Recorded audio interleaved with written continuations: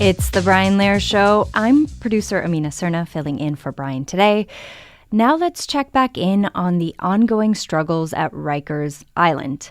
The latest news is that the federal judge overseeing the jail complex has appointed a former CIA officer who ran Vermont's prison system as the so-called remediation manager for Rikers. He will report to the judge and be in charge. To explain what this means for the city, the corrections officers, and the people being held in jail, I'm joined now by Reuven Blau, a reporter for the news organization The City, who covers criminal justice and the city's prison system. We'll also touch on where things stand with plans to shut down Rikers in favor for smaller jails in the boroughs. Welcome back to WNYC, Reuven. Thanks for having me. So who is this new remediation manager, and when does he take over? His name is Nicholas Demmel, and he's actually a former CIA officer as well. And he has spent the last 4 years heading the Vermont jail and prison system. And when he takes over, kind of remains up in the air. The judge has ordered him to come up with a plan outlining his salary, his team, and his start date. And the judge has given him 21 days to submit that plan. Reuven, at the risk of revealing too much about myself, I did grow up in Vermont. Vermont is very small compared to Rikers. Can you talk a little bit more about why this person is qualified to take over Rikers? Yeah, it's a great question. Grew up in Colorado myself, so a little bigger than they are, though. Yes, that's right. Yeah, it's a system of roughly 1,600 people at any given time, according to the state figures. That includes about 1,100 people serving sentences and roughly 500 held in pretrial detention. So, yeah, that's literally, when you look at it, kind of the comparison to New York City, there's roughly about 7,000 on Rikers right now, and there's about 8 to 10 jails that are being used at any given time. So it's almost like, essentially asking somebody who was in charge of 1 or 2 jails on Rikers to take over the whole system. It's a good question. I think, it's going to be a big test. We've seen this before, where under former Mayor Bill de Blasio, he appointed Joseph Pont, who was in charge of the system in Maine, to come in. And right away, the union, questioned that. And, it was saying that this is somebody who doesn't have the experience to handle this many people and a system of this size in New York City. And that actually turned out to be somewhat prophetic. He had a kind of a really rocky tenure in charge of this Rikers system. It remains to be seen, how someone, in charge of a smaller place could kind of come in. Mm-hmm. In his defense, I will say that Rikers is unique, right? There's so few places that are this size. And it's arguably, I think, one of the biggest in the country. And can you remind us again why a federal judge and not Mayor Mamdani is in charge of Rikers and appointing someone to run it? It goes back to a class action lawsuit, right? Absolutely. And it's been an ongoing saga for over 10 years, where there was a class action lawsuit filed on behalf of a group of adolescent detainees who alleged, serious abuses. And actually, the federal Southern District of New York as well came in and supported this move.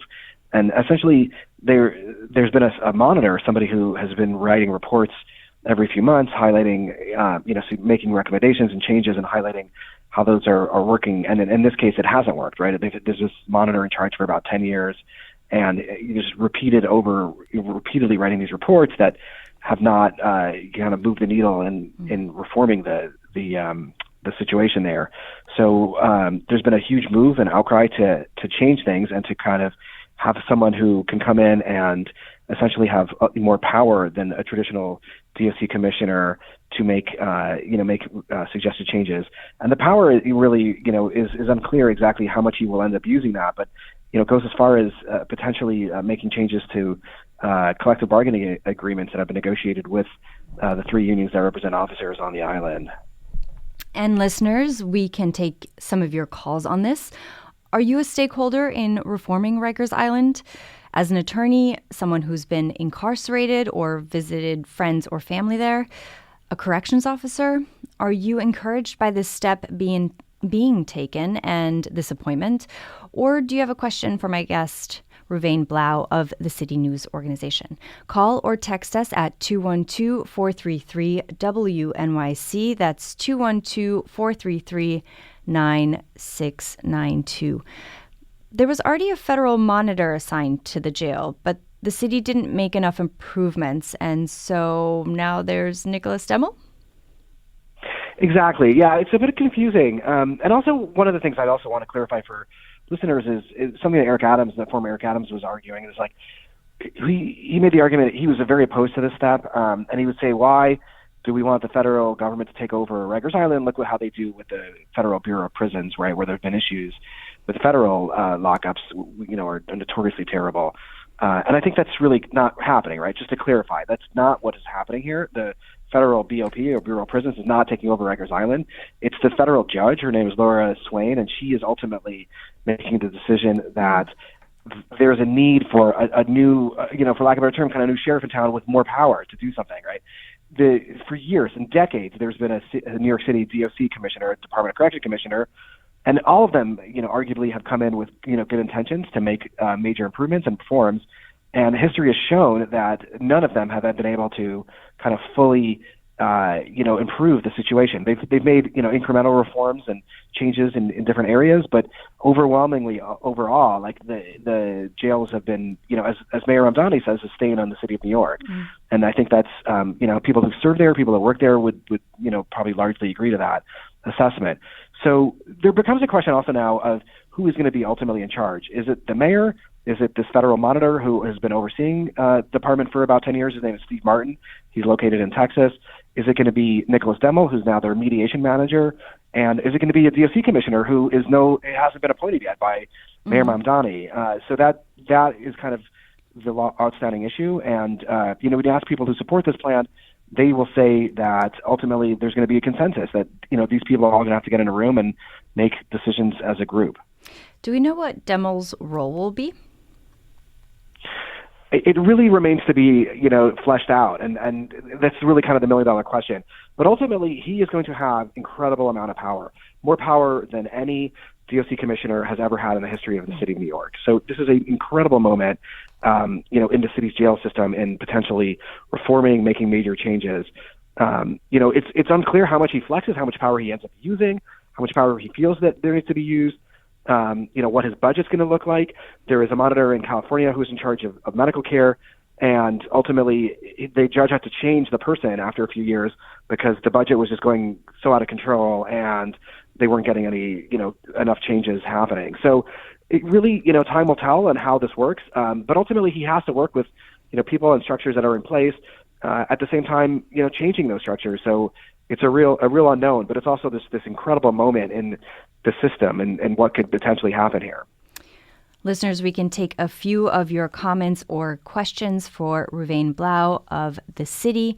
Call or text us at 212-433-WNYC. That's 212-433-9692. Maybe you have a question about the plans to shut down Rikers and build borough-based jails, which we'll get to in a bit. Give us a call, 212-433-WNYC. That's 212-433-9692. And Reuven, we started talking about Mayor Mamdani, but what will his responsibility be? The city, is always going to play a role. Like they have to work out the budget with the monitor. They have to. He has told. We asked him, shortly before he was elected, what his position is on this, and he is embracing the monitor. He's saying that not the monitor, sorry, the remediation manager. Mm-hmm. He's embracing this and saying that there needs to be somebody to come in and take charge here in a different way. So. It's a very different change. It's a very different approach than former Mayor Eric Adams, who was opposing kind of every step of the way. And he's saying essentially like, hey, this is the person who's going to be selected. And, ultimately it seems like, he's going to ultimately lead the department. Does he need the mayor's approval? No, like he can do things on his own without, kind of going to the mayor or the deputy mayor. I imagine that there's going to be conversations and that they're going to try to kind of get some type of, agreements. The judge has made it very clear that that's how she wants this to work, where, everybody kind of comes to an agreement. And that seems possible now with the new mayor and new leadership in in City Hall. So there's no plan to appeal this appointment? Not right now. No. They are embracing it. They are totally embracing this and saying, hey, look, we agree that, something new needs to be tried here. So, there is not, there's nothing kind of on the docket, at least right now, to appeal it. I mean, I should say that, look, there's been, and that's kind of different than other places. Like one of the examples somebody told me when I was, researching this issue in other places, and there's not that many out there that, systems that have had this. But again, similarly, in California, at one point during the pandemic, the receiver, and that's the term that they use there, and here's the remediation manager, but the receiver required staff to be vaccinated. And the union was very upset and sued in court. And it ultimately dragged out for about a year. And then ultimately, after multiple court rulings, the receiver won out. And ultimately they needed, agree that there needs to be a vaccine requirement. That doesn't seem to be the case here at least in the next 4 years, or at least initially right now. Like the City Hall is saying, we embrace this and we are going to support this. I mean, it's not to say that if, the demo makes a decision that somehow upsets them, they have the opportunity to kind of, appeal it in court, go back in court and kind of battle it out there. But it seems at least from the start that they are trying to get on the same page. The mayor signed an executive order soon after taking office to try and seek compliance with the ban on the use of solitary confinement that was passed by the city council. Will that be up to demo? Yeah, ultimately, yes. I mean, the mayor, it's a complicated situation, right? And there's also like multiple moving pieces with that. The mayor ordered his DOC commissioner, who is the previous DOC commissioner under Eric Adams, to come up with a plan within 45 days. So that is going to actually happen. That plan is going to be submitted before demo kind of takes over. So the initial step of this is going to happen before he's appointed, before he's kind of in charge or, kind of gets into the job. But I imagine that, that they're consulting with him already about what that plan would look like, how that might actually come together. But it's an ongoing saga. Like there's multiple pieces in Rikers, and this is kind of part of the problem and why there's so many, why it's been so difficult to kind of correct some major abuses there. But this is another thing. It's been going on for years and years and years, right? Like Layleen Polanco passed away. She was a transgender woman who was in solitary confinement, had a seizure condition. She died in solitary confinement, and it really spurred this movement to eliminate or drastically reduce the use of solitary confinement. Former Mayor de Blasio supported it, and then ultimately didn't kind of follow through. Signed, ordered them to kind of change the rules, but then ultimately signed an executive order similarly, kind of putting those rules on hold. And then ultimately the city council came through and passed the bill, but again, several years in the making. And then ultimately Mayor Eric Adams came in and said, I can't do this right now. We're in a crisis situation, and signed an executive order every 5 days, like clockwork. He signed an executive order saying we can't do these new rules of solitary confinement, of restricting their use. And I should explain to listeners as well. Like one of the big things people feel or say about this is, well, if somebody slashes someone else in jail, they should be moved away and put in solitary confinement ultimately. And that's really not like best practice. Ultimately, yes, there needs to be a level of separation, but the plan calls for something called de-escalation units, additional programming, additional sort of instruction. So the idea is that you don't throw someone away into a solitary cell for months or weeks on end, because research has shown that is incredibly damaging and ultimately causes more problems when a person's released, and especially if you're younger. Like studies have shown, and the UN has ruled that that's a form of torture. We're getting a text. A listener writes, this new commissioner comes from Vermont, where they have the highest incarceration rate of African Americans in the country, and this proportionate to its 1.2% African American population. I did not see this specifically in your reporting, but I wonder, the listener asks, how did he deal with this in Vermont? Did that come up at all in your research? It didn't, and that's a great question. I don't know. I'm not sure that racial breakdown. I will say that generally when confronted with those stats, generally DOC commissioners say, look, I deal with people that are put in my system. Like I'm not the one running the police department. I can't dictate, who comes into the system necessarily. That being said, they do have a tremendous amount of power to, kind of push some type of early release or programs or alternative to incarceration. So I'm not sure what he did there on that level. But he does have an incredible reputation. I was able to do a little bit of research yesterday after the announcement. I talked to some people who have worked with him. Just an incredible reputation as being transparent and trying to kind of work with staff as well as detainees to increase programming and different peer programming that they had for people suffering from substance abuse issues. And it was almost shocking to hear. I talked to somebody who works in the public defenders group, and he said that he had worked with 5 previous commissioners, and they were skeptical when he was appointed. He was a CIA officer without any correction commission experience, and there was a real skepticism. And they were surprised that he ultimately, was incredibly, the way they described it, was incredibly transparent, and was kind of worked with them and was very generous as far as giving them data and information to kind of suss out if there was issues, especially in death reviews. So, it was really surprising to hear how positive they were about his tenure there. And what about the corrections officers union? Will Demel have the power to change the work rules there? The shorter answer is yes. The longer answer is, does he do it, and what rules does he change? Remains to be seen. There have been questions about the disciplinary system, how that works, and it doesn't work really. They've been trying to change that system for at least a decade now. It's unclear if, he makes a move to do that. Really in New York City, those contracts are sacrosanct, right? Like a lot of the benefits they have been negotiated because they've given, up certain things. They made certain concessions to get to where they are in these work protections. So, I think it's a very, very touchy situation. I think one thing that could be pretty telling is the federal monitor, Steve Martin, who's been in place for, about a decade, has suggested making some changes to the work rules, to the scheduling, how officers come in, the different schedules that they take. And, that might be potentially on the table. But I also don't see, it's difficult for me to see him coming in right away, making those kind of changes. Mm-hmm. It's difficult for me to see him making those changes without offering, kind of a proverbial carrot of some type of benefit or additional something that that to offset some type of change like that. You read that the judge wants everyone, the union, the City Department of Corrections, the monitor, and the remediation manager to reach consensus. But is it clear who gets the final say? They say it seems at this point that ultimately Nicholas Demel will have the final say, especially kind of on the larger issues.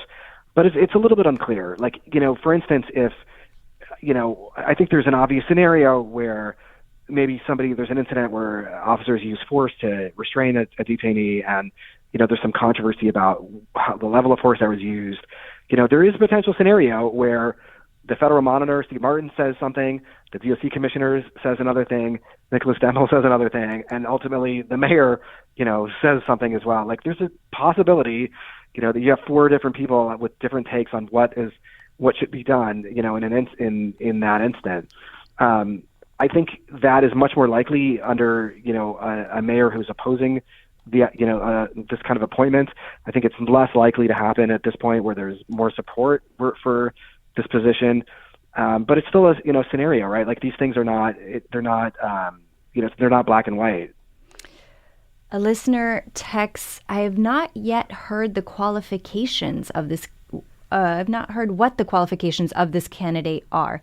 Why is his reputation such that he's been recommended for this particularly difficult task? And Reuven, I'll just add a question onto that, which is what has the reaction been from people with a stake in what happens at Rikers? I know we received a press release from Legal Aid applauding the appointment. So any way that you want to take those 2 questions? Yeah, I mean, he's young. He's 38 years old. He's relatively young. I feel like saying that at this point. So 7 years in the CIA. He worked briefly in Congress for, I forget who, but a congressman. He's a lawyer. And then 7 years in the CIA, and then he worked for 4 years in Vermont. And he's part of some National Correction Association groups as well. So, yeah, I mean, this is arguably the most premier correction job in the country because it is kind of a renewed or like a revision gig where this person has incredible power that has never previously existed in the history of the DOC as commissioners go. So it's an incredible job. It's an incredible opportunity. And, his experience arguably is somewhat limited. It's 4 years of correction experience in Vermont. A listener asks, has your guest looked into the reception by prisoners' rights groups? Yeah, so far it's positive. I think this has just been a long time coming. The judge made this announcement 7 months ago that she was going to make this appointment, that they were going to bring in a remediation manager. And it's been 7 months of really bad news out of Rikers since then. There's been multiple deaths.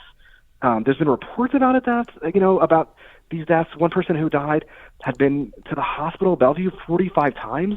He was held on a robbery charge, and he was clearly, dealing with a terminal illness. Another person who passed was found with like over 100 pills in his cell. There's been really horrific things that have happened in the past 7 months. And the judge has really, frankly, taken some time to make this decision. I think by all accounts, it seems like, is waiting until after the mayoral election.